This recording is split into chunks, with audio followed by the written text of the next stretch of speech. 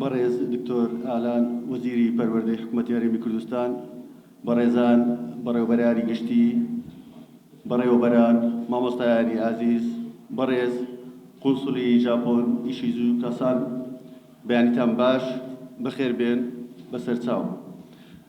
بەخێربێن لە بۆ سیمیناری دکتۆر تاناکا کە ڕاوێژکاری باڵای ئاژانسی جایکای ژاپۆنیا لە یابانەوە هاتیە بۆ پێشکەشکردنی سیمینارێک دەربارەی سیستەمی ژاپۆنی بۆ پەروەردە و فێرکردن.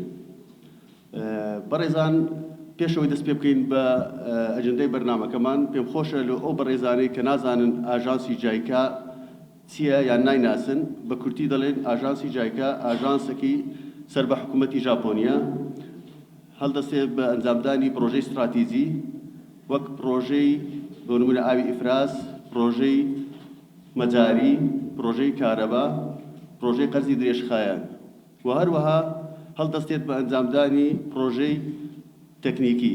پرۆژە تەکنیکیەکان وەک هەموارکردنەوەی ماستەرپلانی هەولێر کە بۆم زوانە تەواو بوو و پرۆژەی کشتوکاڵ کە چەندین ساڵە چەندین خەبیری کشتوکاڵیمان لێرن و پرۆژەی هەڵگرتنەوەی مین کە تەواو بوو، پرۆژێکی 4 ساڵی بوو، چەندین پرۆژەی تر. هەروەها بابەتێکی زۆر گرنگکە لە ئاژانسی جایکا خولی ڕاهێنانە. لە 2003ەوە تا ئێستا زیاتر لە 10,600 کەس خولی ڕاهێنانیان وەرگرتێ لە عێراق. لە هەرێمی کوردستان 1,600 کەس سوودمەند بوونە لە خولەکانی ڕاهێنان کە لە وڵاتی ژاپۆن بە زۆری دەکرێت و لە وڵاتانی سێیەم وەکو ئوردن و مسر و چەند وڵاتێکی تریش جێبەجێمان کردیە. کەرتی پەروەردەش سوودمەند بووە لەم خولە ڕاهێنانە بە ناردنی چەندین کەس لە بۆ وڵاتی ژاپۆن کە ئێستا لەوانەیە هەندێکیان لێرە دانیشت بن. زۆر سپاستان دەکەین، نامانەوێت کاتتان زۆر ببین. ئێستا بەرنامەکەمان دەست پێ دەکەین لەلایەن وتێک لەلایەن جایکا مستەر سایتۆ دوا بفەرمێت.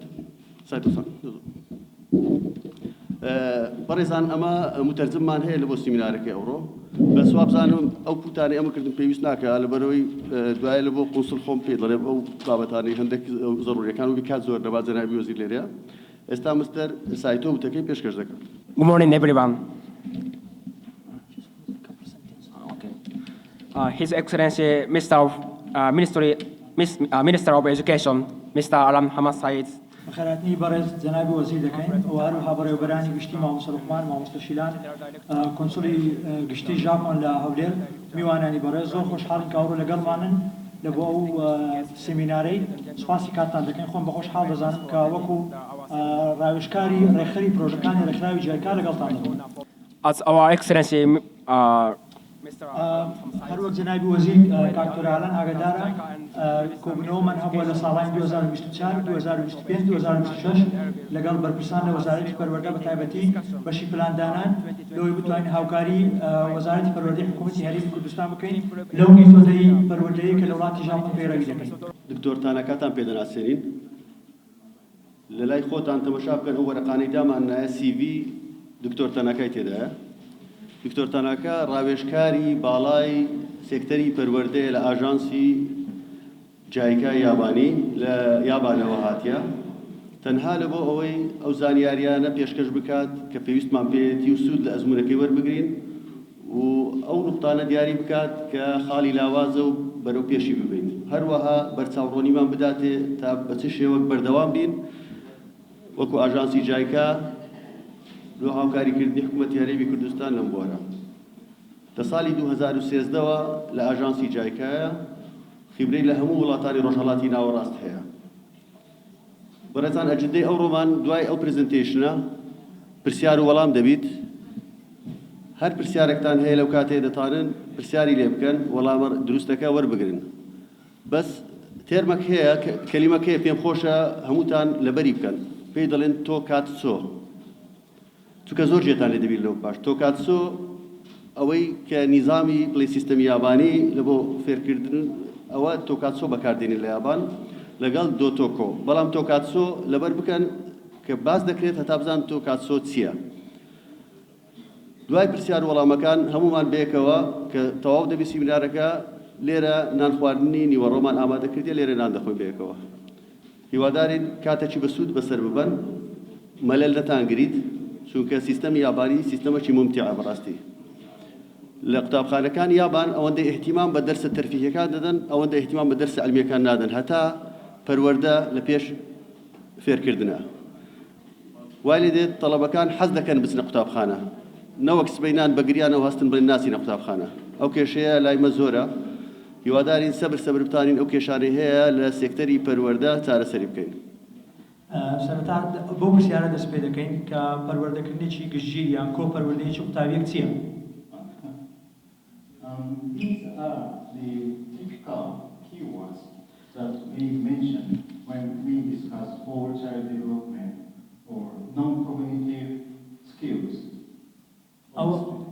ئەو وشە و چەمکە سەرچیانەیە ئەو کری لە وشانەیە کە دەبی لە بیرمان بی کاتێک باسی کۆپەروەردەی قوتابیەک دەکەین. It can be responsibility, it can be self-regulation, it can be empathy. These are the typical wordings. هەر یەکێک لەوانە چەمکەچی نمونەیە یەکەمیان دەبینیم بەرپرسیارەتی ڕسپۆنسبڵی دوێمیان creative thinking بیرکردنەوەی داهێنەرانە سێمیان self efficacy یعنی بڕوا بەخۆبوون و سەرکەوتوبوون لە ئەرکە دیاریکراوەکان لەبوو بەدەستێنانی ئامانجە دەستنیشانکراوەکان ئەوە چەمکە لەوێ دەبی پێناسەکە بکەین ئەوەش بە کۆڵنەدان و بەهاندان و بە خۆڕاگری قوتابی بنین.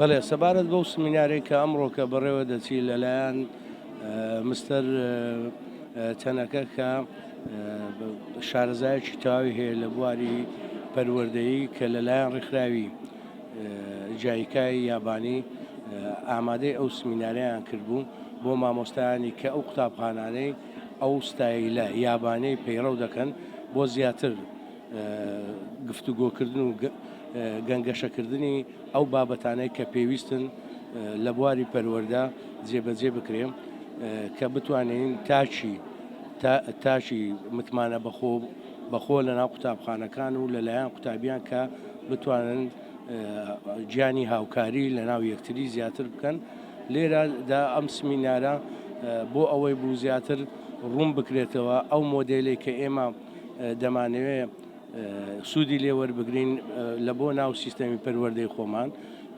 هەروە لە هەموو وڵاتێک شوایە هەر وڵاتیش سیستەمی سەربەخۆی هەیە ئێمەش وەکو کوردستان کە ئەو سیستەمە سەربەخۆیمانەیە و پێویستیشمان بەوەی هەیە سوود وەربگرین لە هەندێک مۆدل لە ناو سیستەمی پەروەردەکانی تر تا بتوانین سوود زیاتر بە قوتابیان قوتابخانەکانمان بگەینی. بەڵێ ئەمە وەکو تێست لە 7 قوتابخانەی ناو شاری هەولێر ئەم مۆدلەمان ئەمە سیستەم نییە مۆدلێکە سوودوەرگرتن لە مۆدلێکی یابانی بۆ دروستکردنی تاک و چۆنیەتی تێگەیشتنی قوتابیان و هاوکاری قوتابیان لە ناو قوتابخانەکان لە بۆ یەکدری و بەشداریکردنی دایان و بابانی قوتابیان لەگەڵ پەروەردە لە ناو قوتابخانەکان بۆ زیاتر سوودگەاندن بە قوتابخانەکان.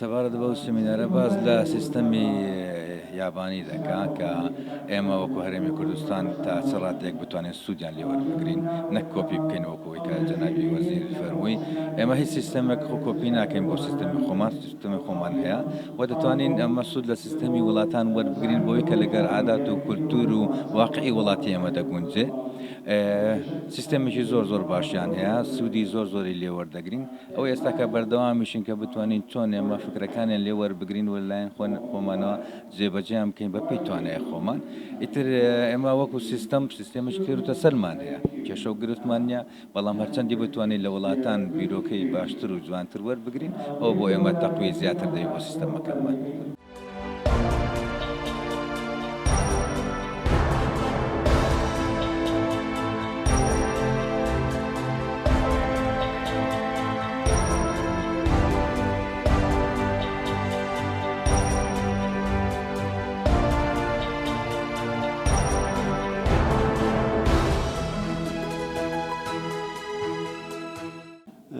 سیمیناری ئەوڕۆ تایبەتە بە ناساندنی شێوازی ئەو سیستەمی یابانی بۆ پەروەردە و فێرکردن هەستاینە بە هێنانی دکتۆر تاناکا کە ڕاوێژکاری باڵای ئاژانسی جایکایە لە هێدکوارتەر لە یابان لە ساڵی 2013ەوە ڕاوێژکارە لە ئاژانسی جایکا هینایتمان تا سوود لە ئەزمونەکەی وەربگرین و وەک دەزانی نزیکەی ساڵەکە حفت مەکتەب وەکو تێست دەستمان پێکردی ئەو سیستەمەیە بڵاو بکەینەوە فۆکەل پۆینت و مدیرەکانمان بان کردی لەگەڵ چەندین بەڕێوەبەری قوتابخانەی تر لە بۆ ئەوەی ئاشنایی پیاکە لەگەڵ سیستەمی ژاپۆنی بۆ پەروەردە و فێرکردن ئەمە دوا بە دوای ئەو سیمینارەیە کە ساڵی ڕابردوو پرۆفیسەر سوگی تامانینا کە دامەزرێنەری قوتابخانەکانی مصری ژاپۆنیە لە مصر ئەوش بۆ ئەوەی بەردەوامی بدەین بۆ پرۆسەیە کە حکوومەتی هەرێمی کوردستان زۆر پێخۆشحاڵە بۆ سیستەمەیە کە سوود بەرگرێت لە بەشە باشەکانی ئەو سیستەمەیە.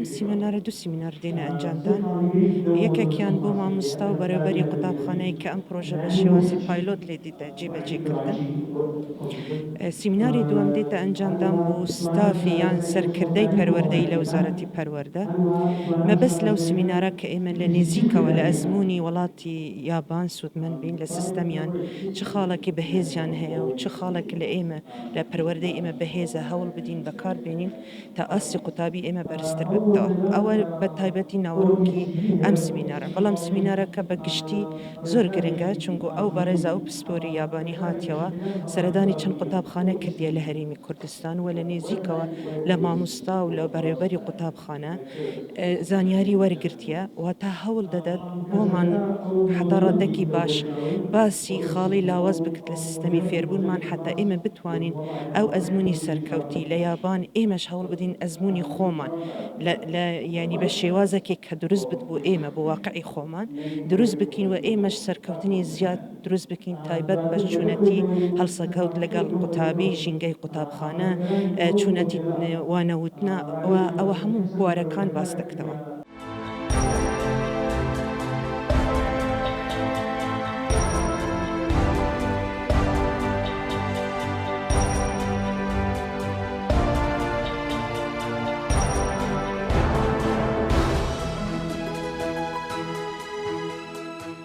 خۆی ئەو سیستەمەکە نوێ بە خۆت دەزانی بەڵام ئەگەر بە شێوەیەکی گشتی باسی بکەن قوتابیان زۆر حەزیان لەیە لەبەرەوەی قوتابی لێرە ڕۆڵ دەبینیتن لێرە قوتابی قەرارەکانی خۆی دەداتن مامۆستا ئەو ڕۆڵەیە نابینیتن کە ئەمەش بەڕاستیوەچی سێلف کۆنفیدەنسێکی زۆر باشە لۆ قوتابی یعنی زۆر بڕوای بەخۆی دەبیتن ئەمەش دەستکەوتە بەڕاستی گەر بێت و ئەمە قوتابیەک پێ بگەینین کە زۆر بڕوای بەخۆ بیتن و ئینشاءڵڵا ئەو سیستەمە کە تۆکاسۆ دۆ تۆکۆیە زۆر سەرکەوتوو دەبیتن بە پشتیوانی وەزارەتی پەروەردە و وەزیری پەروەردە و بەڕێوەبەری گشتی و مامۆستایەکان کە لە قوتابخانە هەوڵێکی زۆر باشی لە بۆ دەدەن زۆریش پێمان خۆشە ئینشاءڵڵا سەرکەوتوش دەبێت.